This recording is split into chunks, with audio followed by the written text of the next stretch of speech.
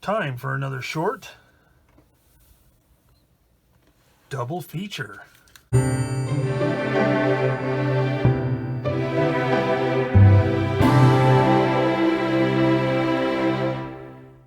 everybody, and welcome back to Plastic Models by a Regular Dude and another short double feature. So if you've been watching my channel for a while, you know that a friend of mine, Keith Short, occasionally gives me kits of his to do reviews on. Just in-box reviews, just take a look at the contents, give my thoughts and the information pertinent to the kit in question. So in today's episode, we're going to take a look at Airfix 1/72 scale P-51 and the Airfix 1/72 scale Curtis P-40B Warhawk. First, let's take a look at the North American P-51D Mustang. This is kit number A01004 and was newly tooled according to ScaleMates in 2012. Now on this particular one, you can see there's a price tag on it. This came from a big box hobby and craft retailer called Hobby Lobby. Anybody in the United States is going to know what I'm talking about. Those of you outside of the country may not, but it's just a large hobby slash craft store that sells a little bit of everything. They're really good sized stores and their prices are pretty good, and occasionally they run a 40% off coupon, anything in a given department. So a kit that's 10 bucks, you can get 40% off. So it's pretty good value. So enough of that. The box, usual or typical Airfix box. It's got the nice cover art here. Side art showing the markings. And then the bottom of the box shows the color scheme, the colors you need. And then also what is nice to note, and this seems to be a thing, but Cartograph seems to be doing the decals for these things. And we all know Cartograph decals are really good. So anyway, that is the box. So let's cut it open and take a look. As you can see, this is what is commonly referred to as a side opening box, as opposed to the top opening box. Box contents, you get the instructions, decals, and the plastic. So let's take a look at the instructions first. Now, I probably should have done this disclaimer at the beginning of the video, but people do these kinds of inbox reviews all the time. So this is nothing new, and for a lot of people it'll be boring. And anybody with half a grain of sense that finds this stuff boring has not even clicked on here. So if you're watching, I'm hoping it's because you want to, find out what's going on with this kit, and it might be helpful for a beginner or somebody that's relatively new to the hobby, being armed with certain information, which is what I try and do in these videos. So a person getting into it may think, what comes in the box? Well, that's what we're talking about. So back to the instructions. Instructions give some nice little bit of information on the aircraft in 5 different languages. Gives the specs of the aircraft, etc. Inside, assembly instructions. Tells you what to do as far as utilizing the instructions and all that. This time in 1, 2, 3, 4, 5, 6, 7, 8, 9, 10, 11, 12 languages. Down here, assembly icon instructions. Tells you what each one of the symbols mean to assist you in building the kit. Open it up. It's laid out like any other Airfix instruction kit. Lots for a kit of this parts count and size. There are 22 steps, and that's a lot. However, unlike some companies, they keep each step fairly simple. So, you can move through it pretty quickly and it's kind of easy to stop at a given point and not forget where you were. In comparison, oddly enough, I just finished a dragon elephant kit that also had 22 instructions, but as you can see, their instructions are way more complicated. So if you stop partway through a step, you might risk missing something. But just a comparison there, so you know what I'm talking about. So anyway, it calls out, what colors you need where via the number code, and just really goes through the steps. Gives you options for like the flaps, the various panels and doors and such on the kit. You can pose them open or closed. And yeah, oh, this is nice. Too many kits these days do not give you the option to pose the landing gear up or down. This one does, which is nice. Some people like to pose theirs closed and simulating in flight, or just closed just because. Hang it from a string from the ceiling, stick it on a stick on a base to simulate flight, whatever. But it's nice that they give that option. But that's all the assembly steps, and it even comes with a figure, it looks like. So we'll look at that when we look at the plastic. Then on the back, we have the position of stencil data, which is all of the little markings all over for access panels, don't step here, etc., that are common to all of the P-51D Mustang series. So that would be common to anything. But then for the specific markings for this aircraft, you will use the box for additional painting instructions and location of the decals. So it's kind of nice because it's all in color. All right, next up, let's look at the decals. So being cartograph decals, the carrier film is going to be at a minimum. And for those who don't know, carrier film is the clear stuff. I hate to use technical terms like stuff, but the clear stuff that the actual colors of the decal are printed on. And some companies, they can be rather largish. These are really close to the colors or print or whatever it might be. So that's kind of nice. That helps reduce the evidence of carrier film once the decals are in place. And if one were to spray a clear coat over top of the kit after the decals were applied, it would further blend them in. All of the colors seem to be in register, which means they're lined up with each other. The white and the blue is all lined up. It's not like out of whack. Nice little instrument panel decal here.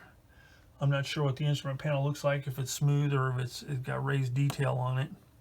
But this is kind of nice, and especially in 1/72nd scale, it looks fine. Even if the decal, or even if the instrument panel itself is flat, this will still give the appearance of instruments. So it's kind of nice. But anyway, they all look really nice, and I'm sure that if I were to use a magnifier, I'd be able to read what all of these say, because the print that these guys are able to accomplish is just really awesome. But anyway, these decals look really good, and they should lay down nicely. Sprue A, the first bit of plastic. So this one here is the fuselage, flaps, rear horizontal stabilizers, drop tanks, prop, landing gear, wheels, and other small parts. Now, let's take a look at the quality of this. So The parts seem to be molded really well. The panel line detail is pretty good. Looks really good. Wheels look nice. Now there are mold seam lines on the wheels. A little bit heavy, but should be able to sand those off without too much difficulty. And there is a bit of flash on some of these parts, so let's take a look. So we got some flash here on the scoop right here for the radiator. A little bit of flash along here. Deal breaker, not even. It's, you know, I mean, this is a really small bit of molding, and that's stuff that can be fixed relatively easily. Now, stuff that you would really want to be careful with are like right here. This is the antenna here, or the radio mast. This right here is the control stick, and they are really small, and they have some pretty large sprue gates in comparison to the part itself. So you'd want to use some really sharp cutters and be very careful cutting those off, because if you use dull cutters and you give them a good tweak, it could snap this right here. So just something to look out for. But other than that, the molding, there's rivet detail on here. Again, the panel lines are nice. All the little access panels, all looks actually really good. And that's one of the nice things. A lot of people complain about Airfix kits, but the newer kits, you know, even though they have some flash and stuff like that, they seem to be pretty good, because I've built the P-51D in 1/48 scale, and it was a really good kit. So I'm thinking this one will probably be good as well. Then we have Sprue B, which are the upper and lower wing surfaces, the landing gear bay doors, another set of ailerons, or not ailerons, but flaps. These would be the ones to pose them not deployed. The other ones would be for like if it was sitting on the tarmac and the flaps were down. Rudder, the frame for the canopy, the instrument panel, which is smooth. So in a scale this small, that's actually kind of nice, because you don't have to worry about that little tiny decal conforming to a bunch of raised detail. And if a person really didn't like that, there's always aftermarket stuff like Quinta or Quinta, however you want to pronounce it. They make some really nice instrument panels and stuff. And then you have the exhaust and the figure. And the figure for 1/72nd scale, if you were inside the closed up canopy or closed up cockpit, wouldn't be too bad. But one thing I will note, like on these landing gear doors, these and these, there are no ejector pin marks that you're going to have to deal with. So that's nice. That's nice. Now there is an ejector pin mark here and here in the landing gear bays, but not too hard to fix, and if you had them closed, it wouldn't matter anyway. And this is going to sound horrible, but I like the fact that they have the machine gun barrels molded into the wings, because that small, it'd be kind of a nightmare to have to glue parts that small. This would be a good kit for a beginner, I think. Now, I will note this, though, and you hear about this sometimes, and you have people argue about this to no end. They don't use release agent anymore. Your kit should be blah, blah, blah, whatever. There's an oily film on this wing right here. You can probably see it. I don't know what it is. I'm sure the guys and gals over at Airfix could say what it is, but it is something. So you want to make sure you clean this plastic good, at least before you start painting it. So for those who say nothing is on the wings or on model kits when they come out of the mold, well, I'm thinking maybe there is. There's some kind of contamination. Be interesting to see if it's on the other kit I review. But anyway, that's Sprue B. Next up is the clear sprue.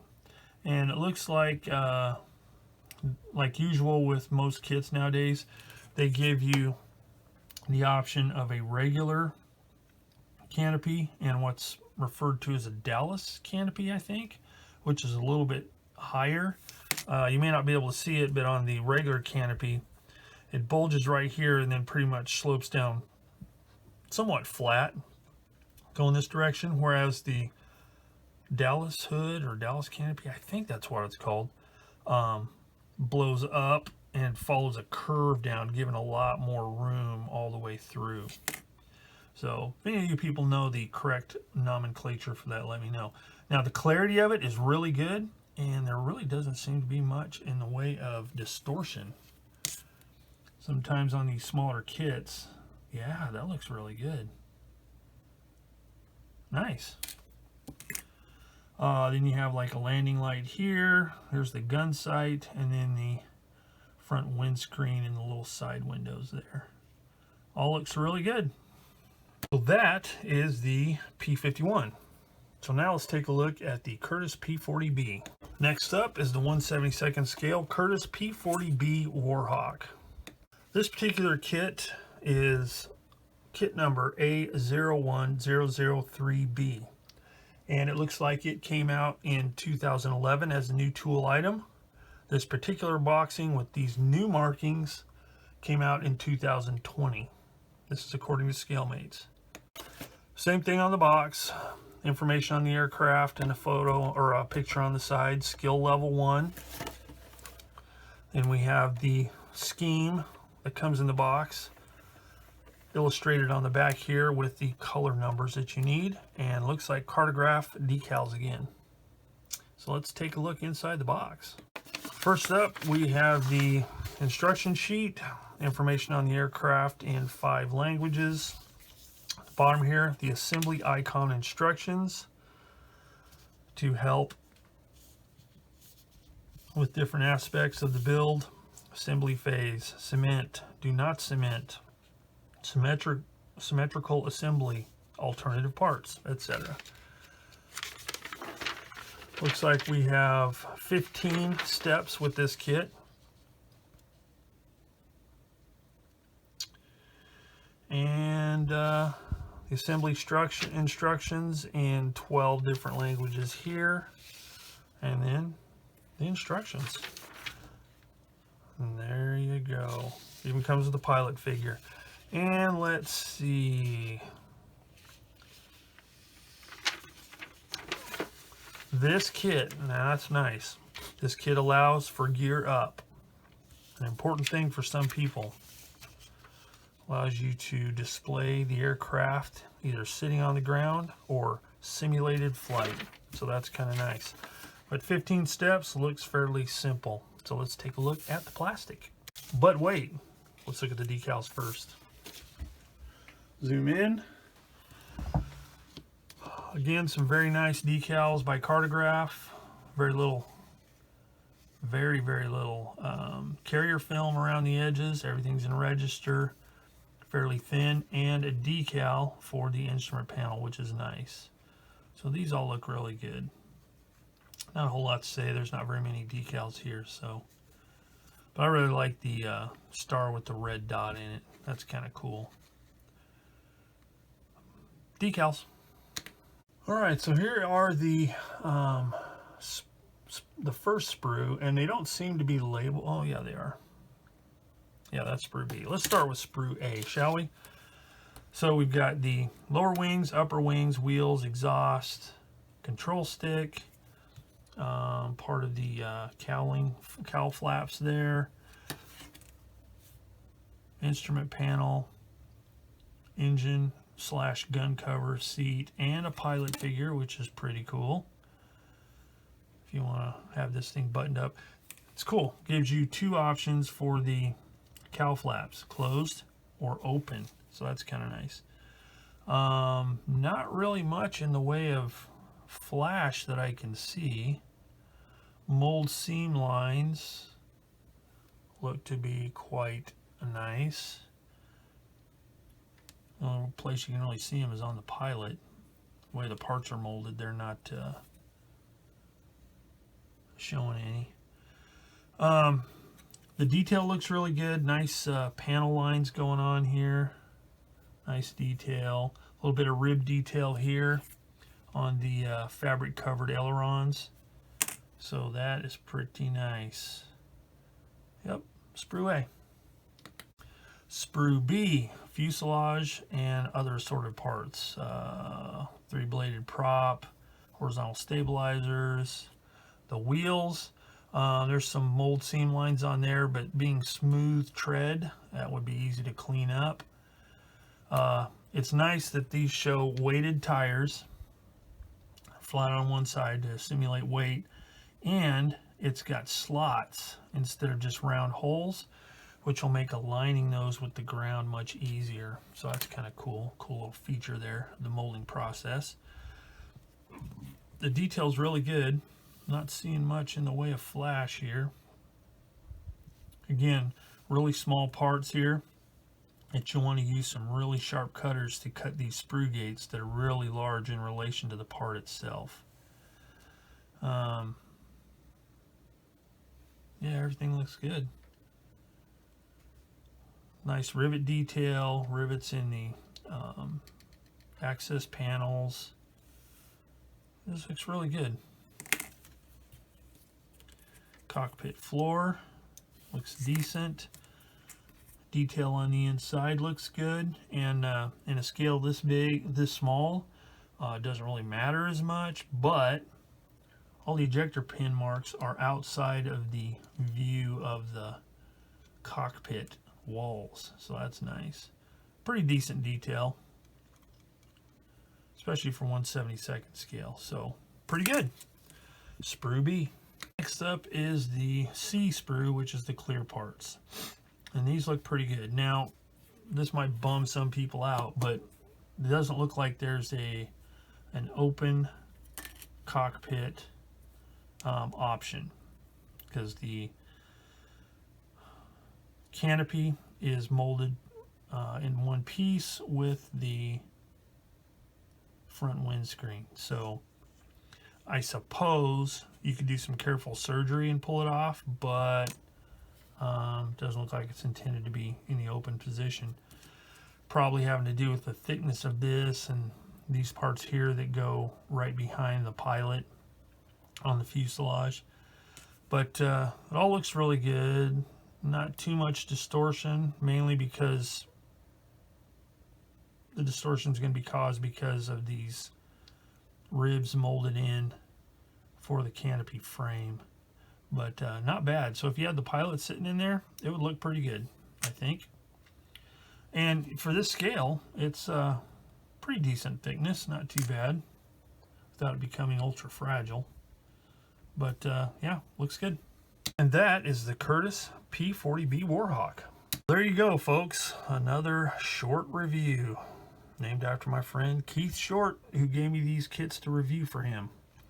So, hope you enjoyed following along on this video.